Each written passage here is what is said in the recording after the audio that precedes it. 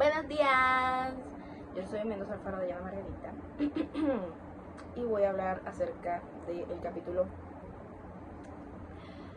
5 del libro Historia del Tiempo de Stephen Hawking. Y este capítulo tiene como nombre Partículas Elementales y Fuerzas de la Naturaleza. Bueno, todos los capítulos Hawking, el libro se llama desde Big Bang hasta los agujeros negros. Durante todo el libro Hawking lo que hace es que hace un barrido de cómo se percibe el tema a hablar desde la época clásica hasta el día de hoy. Entonces empezamos con Aristóteles. Aristóteles creía que la materia era continua, es decir, que siempre que la dividieras iba a haber otro pedazo, o sea, siempre ibas a poder dividirla en una parte más. Pero había un combo de gente que era básicamente Demócrito y su combo, que creían que esto no era así y que existe una partícula elemental de la que está hecha toda la materia. Esta partícula sí se descubrió, en efecto, tenían razón, y le llamaron átomo. A de no y tomo de divisible, entonces no divisible. De aquí nos volamos Hawking se vuela toda el descubrimiento del átomo hasta llegar al descubrimiento del electrón, porque descubrimos el átomo, sí, chévere, el átomo es la última partícula. Ok, entonces el átomo se creía que era la partícula ya, hasta ahí, ya no más. Pero entonces aparece J.J. Thomson y descubre el electrón, y todos se quedan como de, ok, sí, está bien, el átomo tiene electrones dentro, pero al fin y al cabo todo está compuesto de átomos, así que no hay que ver. Entonces descubren el electrón y el protón, el neutrón y el protón, y se quedan como de, todo bien, muy bien, está bien, está bien. Las partículas elementales son un electrón, protón y neutrón. Muy bien, eso es lo último, ya no puede haber más nada. Descubren los quarks. ¿Cómo descubrieron los quarks? Hicieron chocar dos protones que estaban hiper mega cargados. Bueno, no eran dos protones, era un protón y un antiprotón. Los hicieron chocar, se desprendieron de ese choque muchas estelas, es decir, que se separó el protón. Y estas estelas tenían unos puntos, o sea, terminaban como si esas estelas las hubiera dejado otro mini elemento o mini estructura que se había separado, se había desprendido. A esas mini estructuras les denominaron quarks. No te lo puedo creer. Entonces, estos quarks, hasta aquí llegamos hasta aquí. Los quarks son la última estructura son la estructura elemental. La partícula elemental, los quarks. Ya no más, por favor. No, sí, de hecho, hasta el día de hoy es imposible comprobar si existe una partícula más pequeña que los quarks, porque si existe una partícula más pequeña significaría que sería más pequeña que la longitud de onda de la luz. Así que literalmente con nuestra tecnología va a ser imposible observarla. Ahí se puede armar una teoría que la justifique y que uno puede decir sí, puede que exista, pero no se va a saber. En fin, los quarks son como tal la estructura elemental de los protones, los electrones y los neutrones. Entonces, ahí se detiene de hablar de quarks y de protones para decirnos una cosa, y es que todo en el universo se puede explicar en base a cómo se explican las ondas y las partículas. ¿Qué?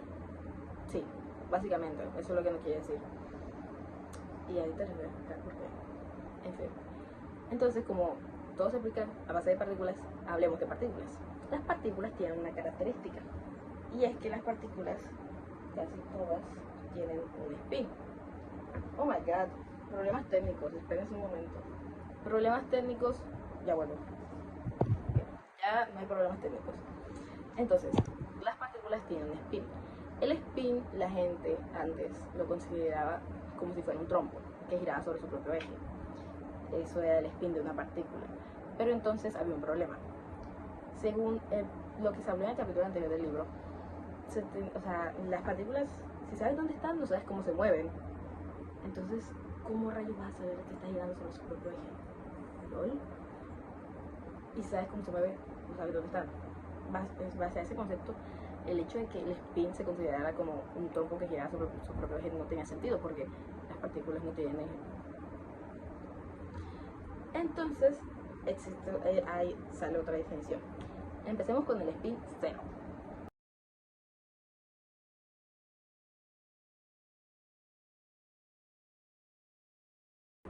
El spin 0 funciona como esta bolita, como esta bolita. El spin 0 básicamente consiste en que por más que tú gires esta bolita, la cambies de forma, la ves de arriba, la ves de abajo, siempre va a tener forma de esfera. Y eso no va a cambiar, porque esa es su forma. Pero hay más spins. Está el spin 1. El spin 1 consiste en esto. Así lo explican en el libro, ¿ok?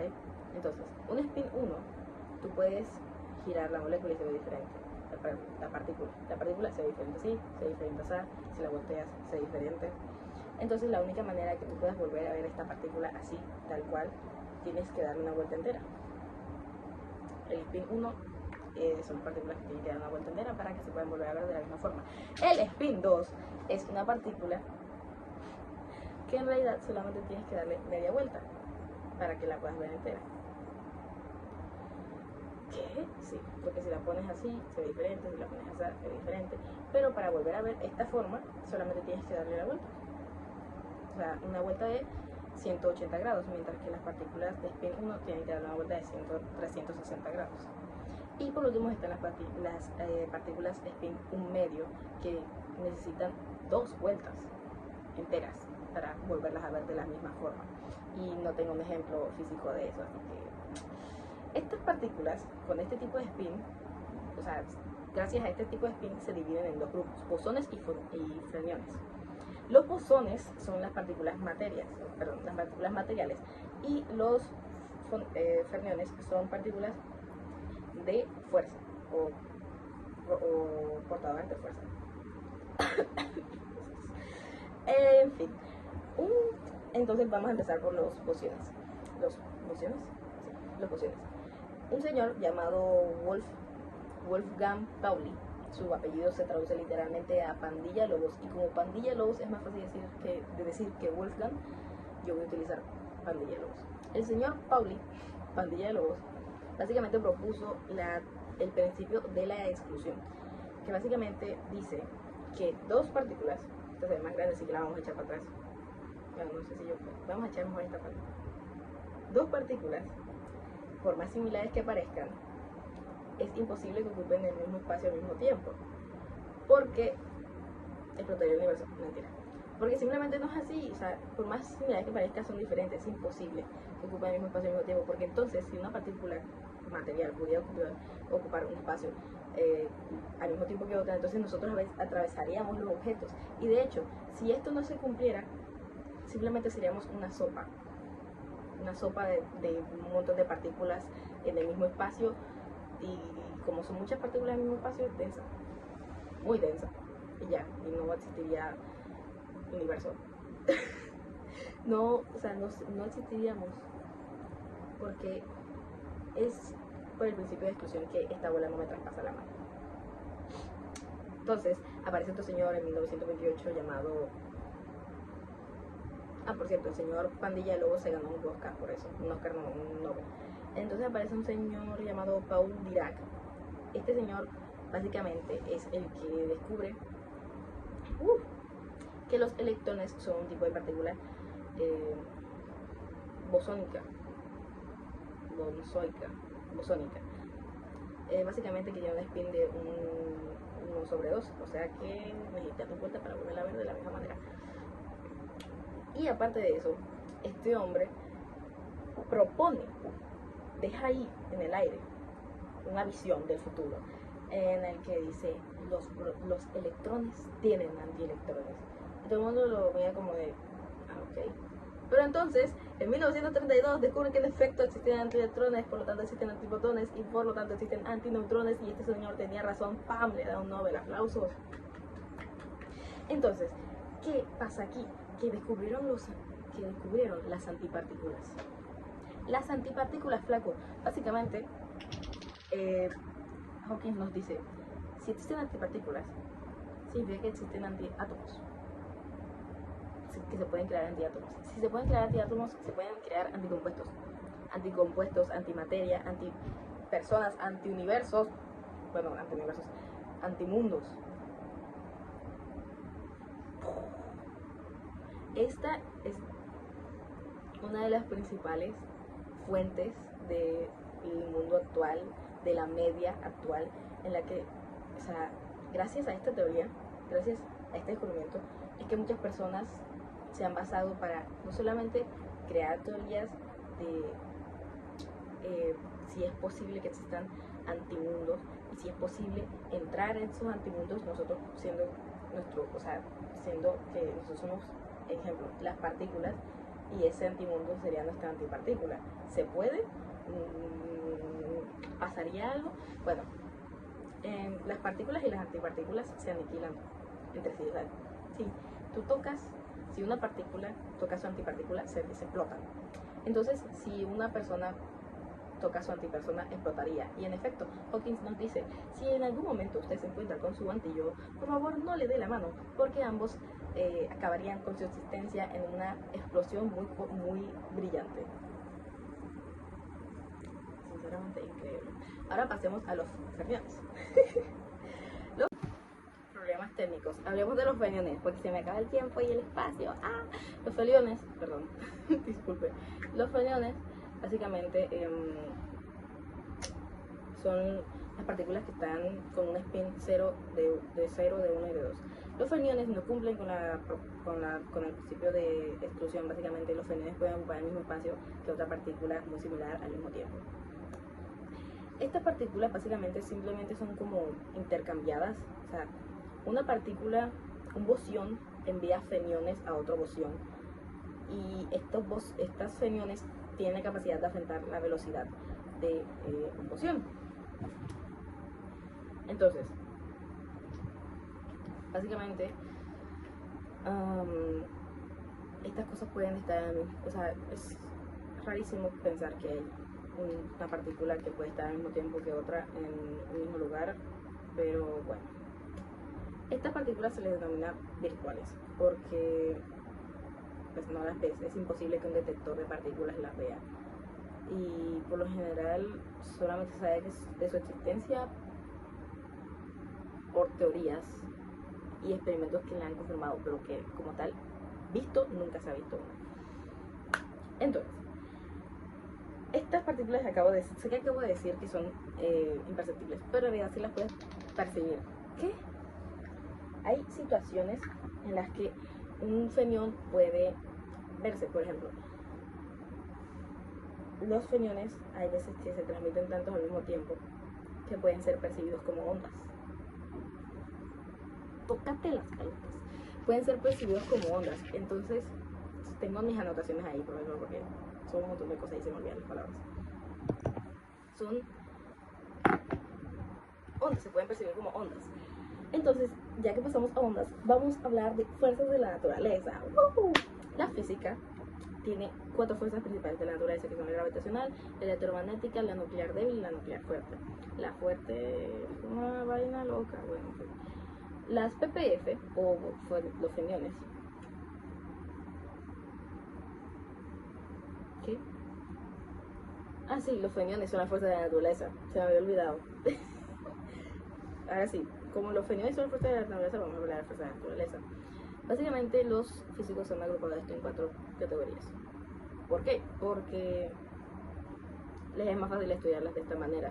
Y como los físicos contemporáneos lo que buscan es unificarlas todas, es decir, buscar una teoría que sirva como suprateoría en la que todas las demás fuerzas de la naturaleza no son más que partes de esta superfuerza de la naturaleza. Entonces empezamos por la gravedad. La fuerza gravitacional es la más débil de todas, súper débil, o sea, es una asquerosidad comparada con la fuerza nuclear fuerte. Entonces, esta fuerza básicamente es la que depende de la masa, porque depende de la cantidad de partículas, de la cantidad de bosones que se estén enviando fermiones unos a otros. Entonces,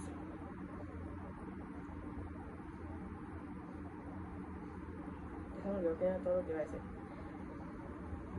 La razón por la que esta se considera una de las principales fuerzas de la naturaleza es por dos características principales. Lo que pasa es que la fuerza gravitacional es atractiva, solamente es atractiva. La fuerza electronegativa, por ejemplo, puede ser positiva o negativa, o sea, puede ser atrayente y puede ser repelente. Entonces eso genera que a veces cuando hay una fuerza atrayente y una fuerza repelente se cancelen y ya no existen. Entonces, y también que es a larga distancia, porque los principales partículas que participan aquí, que son los graviones, creo que es gravitones. Los gravitones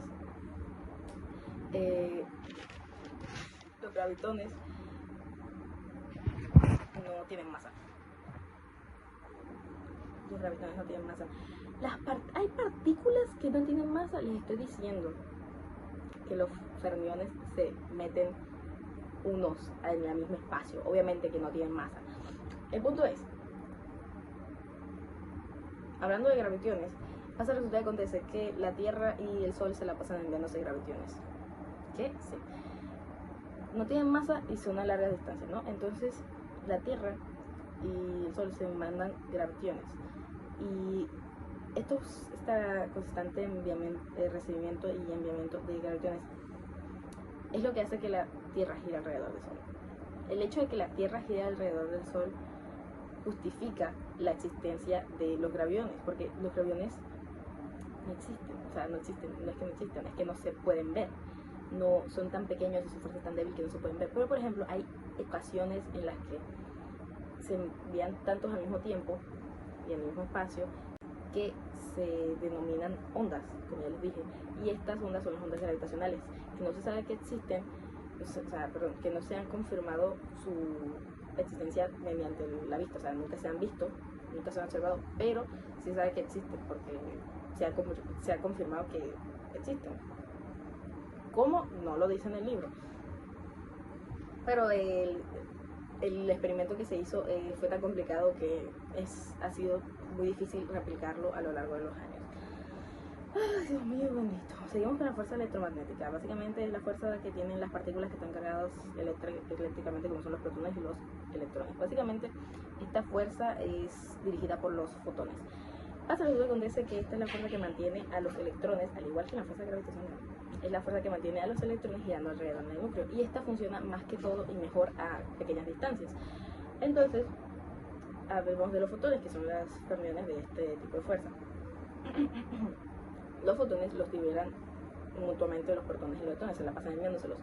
Pasa un detalle, que los fotones, sí sabemos que existen porque sí se pueden ver con el ojo humano. Cágate en las pelotas, perdón. Entonces, ¿cómo se sabe esto? Porque cuando un electrón pasa de una capa mayor, una capa exterior, a una capa más interna, más cerca del núcleo, significa que ya no necesita esa fuerza de ese protón, o sea, ya no necesita tanto protón, ya no necesita ese fotón, porque al estar más cerca, la fuerza es más grande. Entonces, ese fotón hace falta, ese fotón se libera y se puede ver un destello. Y lo mismo pasa cuando un fotón choca contra un electrón. Ese electrón tiene más fuerza por sí mismo y puede intentar ir más afuera e intentar alejarse más del protón del núcleo, de los protones del núcleo. Pero al fin y al cabo sí, o sea, no se puede alejar al 100%. Entonces, bueno, eso ya es otra cosa y eso tiene que ver con química, pero estamos en física. Entonces, el fotón cuando choca con el electrón pasa a una capa más exterior y ese fotón se consume porque ahora lo necesita para hacerle fuerza a la electronegatividad. Ay, Dios mío. Luego está la fuerza nuclear débil. La fuerza nuclear débil es muy extraña. Estos hombres, Abdus Salam y Steven Weinberg, descubrieron que existen más fermiones electronegativos. O sea, existen más fermiones que trabajan con los fotones, que son W más, W menos, Z0. Esos otros tres también trabajan también con los fotones. Pero ¿qué pasa? Que estos hombres descubrieron una cosa que son la ruptura de la simetría asintótica, no me acuerdo. Dios mío, estoy confundiendo los términos. La libertad, estoy confundiendo la libertad sintética con la, en fin, ruptura de la simetría espontánea. Disculpen. Lo que pasa es que entre más energía se le aplica en fotón a un grupo de fermiones, uno pensaría que como todos se mueven, entre más energía se mueven más uniformemente, son los mismos, pero no, sino que son diferentes, o sea, perdón, son el mismo a gran energía, pero a poca energía se parecen diferentes porque se mueven muy disparejamente. La mejor manera de explicar esto es una ruleta, un juego de ruleta. Tú pones la canica gira.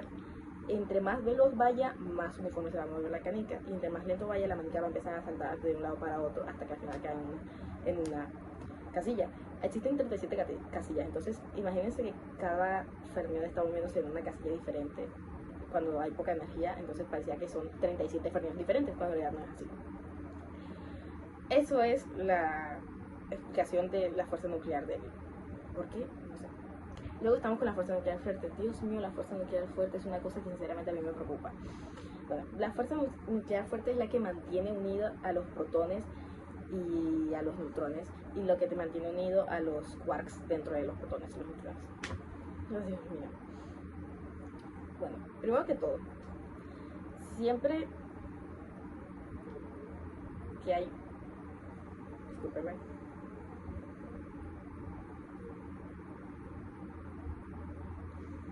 Esta fuerza, los fermiones, Dios mío, los fermiones que trabajan en esta fuerza se llaman gluones.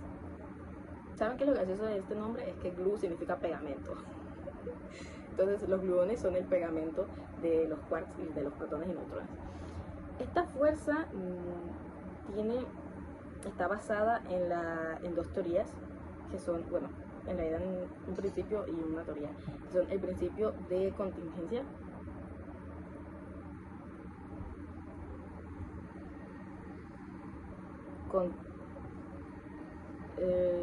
pausa. Teoría del confinamiento, discúlpenme ustedes. La teoría del confinamiento básicamente está basada en la teoría del color, RGB. El RGB es el modelo de color que se utilizan para las computadoras, que son verde, rojo y azul. A los quarks se les da esta característica, aparte de su característica up, down, charm, strange, se le da característica de color porque es una analogía de cómo funciona el color, porque tiene que haber, bueno, cómo funciona el modelo RGB, porque tiene que haber verde, azul y rojo en la misma proporción para que se genere el blanco, que sería un equilibrio. Para que se genere un neutrón o un protón tiene que haber un quark en específico con un color en específico para que sea estable. También se pueden hacer, o sea, esta estabilidad se puede conseguir, pero es muy inestable, o sea, la combinación con la combinación de un quark y la combinación de un antiquark se representa con el modelo CMYK, que es el de magenta, el cian y el amarillo, que se genera un negro, que se supone que también se debería ser una estabilidad, pero en realidad un antiquark y un quark es muy inestable, porque de por sí es difícil tener un antiquark por ahí volando, porque un quark y un antiquark se pueden aniquilar. Como ya dije, las antipartículas y las partículas se aniquilan entre sí. Entonces existe eso, y existe la teoría de la libertad asintética, que es la manera en la que se descubrieron los quarks, que fue básicamente el chocar el protón con otro protón con un antiprotón para ver qué sucedía, y pues explotaron, se separaron por unas milésimas de segundo, y se tomó un registro de eso. De hecho, hay una imagen que está en el libro en la que se ve esas partículas. Entonces, todo esto que tiene que ver con la creación del universo, dirán ustedes. Pues Hawking nos propone que lo más acertado es decir que el universo estaba al principio compuesto de quarks, antiquarks y de electrones y antielectrones. Bueno, lo que pasa es que, como ya dije al principio, los científicos siempre han estado intentando buscar una teoría que lo unifique todo, y cuando lograron unificar la electronegatividad con la teoría de la teoría nuclear simple, entonces dijeron, metamos la teoría de la teoría nuclear fuerte, porque la gravitacional la dejan de lado por lo débil que ya les dije.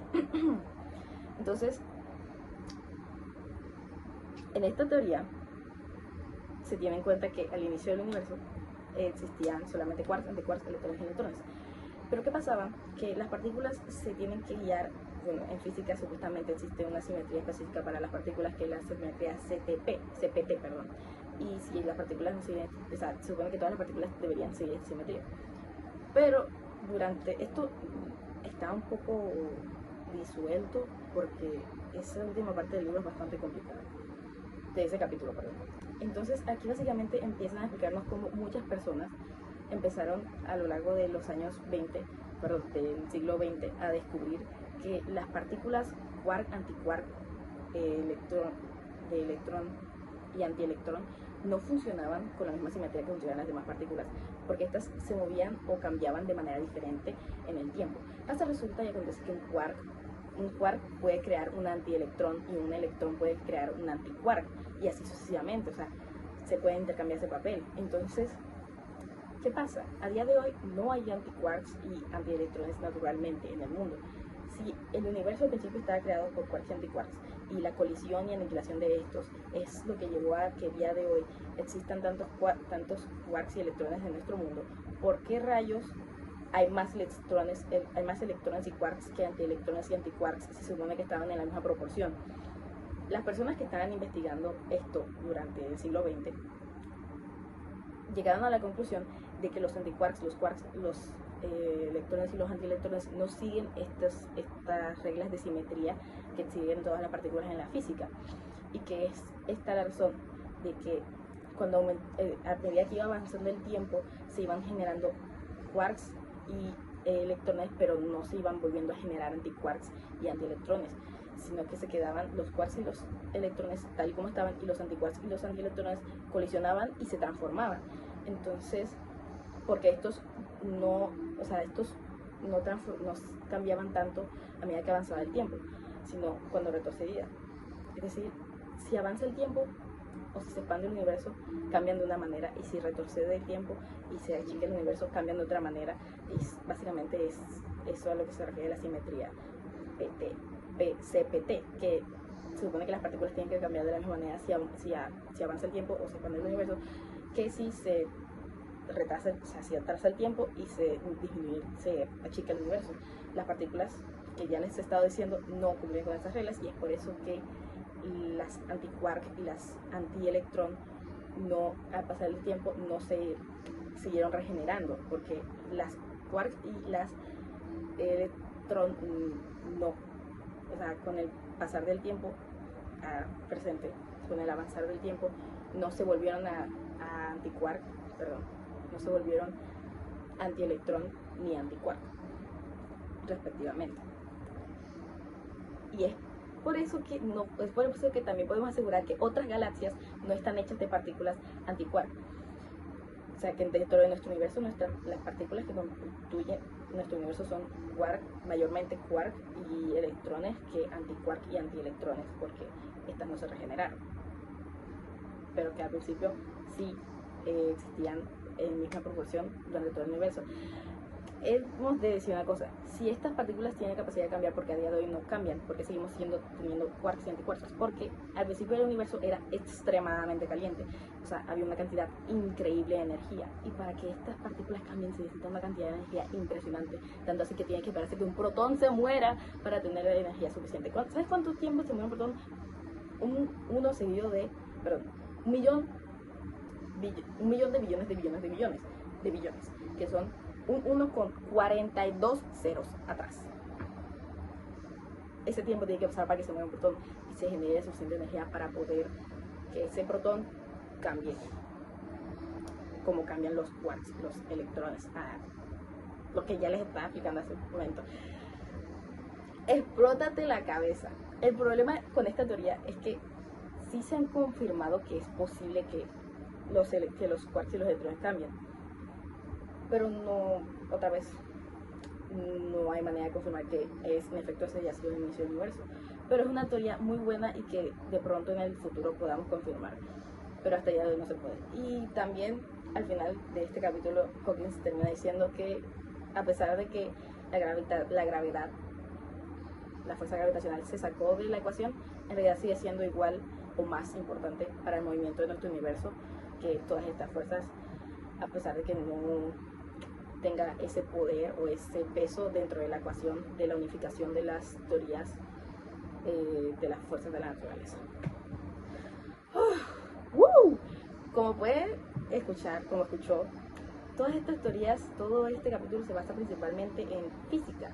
Entonces, explicación de cómo funcionan los quarks y los antiquarks, y en realidad creo que lo que más nos puede dar o para desarrollar una idea o una teoría filosófica es en realidad la parte de las antimaterias y los antiuniversos o los antimundos, porque como ya lo expliqué en ese pedacito que os estaba hablando, nos ha inspirado ha inspirado a todos los creadores de ficción, sobre todo, a crear universos, teorías, historias con trasfondos muy bien pensados acerca de qué pasaría si esto es posible y si algún día lo lográramos hacer.